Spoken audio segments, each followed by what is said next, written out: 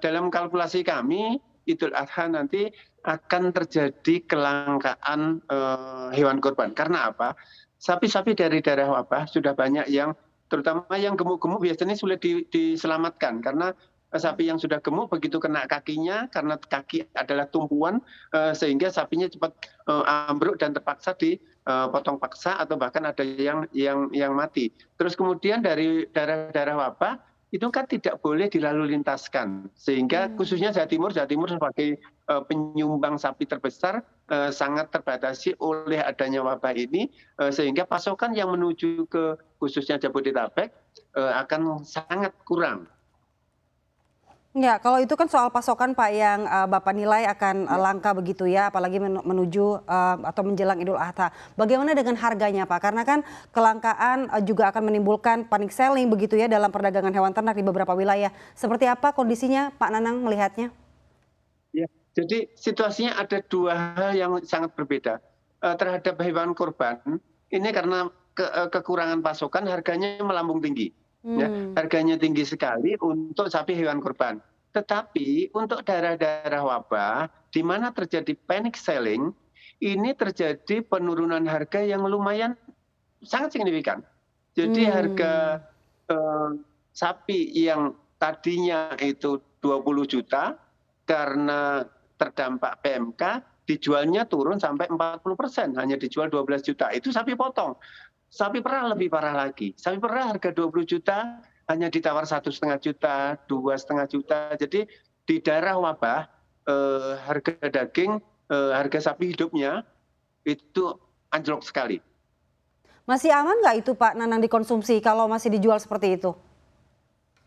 Ya, kalau secara dagingnya itu aman karena PMK ini diyakini bahwa bukan zoonosis, artinya tidak menular dari hewan ke manusia. Jadi dagingnya sendiri aman. Yang tidak aman adalah kepentingan para peternaknya. Nasib para peternaknya yang terdampak PMK ini sangat mengerikan. Dampak dari PMK ini secara ekonomi masyarakat peternak lebih dahsyat dari COVID. Kalau ini bukan zoonosis, kira-kira penyakit ini bisa dikatakan KLB nggak Pak, kejadian luar biasa? Jadi gini, situasinya yang luar biasa. Ya. Situasinya luar biasa kalau bagi peternakan ini sudah KLB.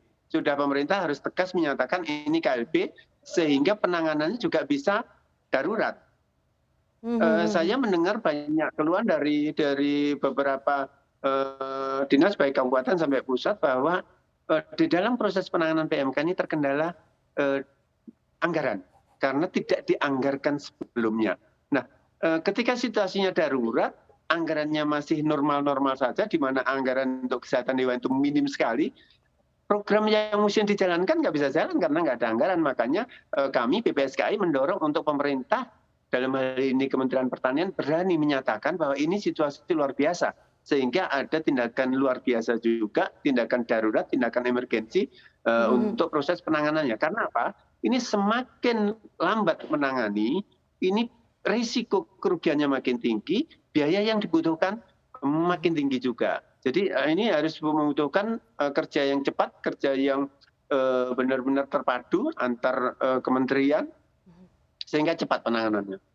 Baik, kalau sebelumnya Pak Nanang tadi sebutkan setidaknya ada 3 upaya yang harus dilakukan, yakni pemusnahan, pembatasan, dan juga vaksinasi. Kalau pemusnahan ini kayaknya Ya. rada tidak mungkin dilakukan, bagaimana dengan vaksinasi Pak Nanang, apakah efektif? Oh ya, efektif sejauh vaksin yang digunakan itu adalah tipenya sama, jenisnya sama, sehingga karena vaksin PMK ini tidak memberi kekebalan silang. Jadi kalau stereotipnya itu nggak sama, itu nggak akan memberi kekebalan ke sapinya. Jadi harus diambil dari tipe virus yang sama.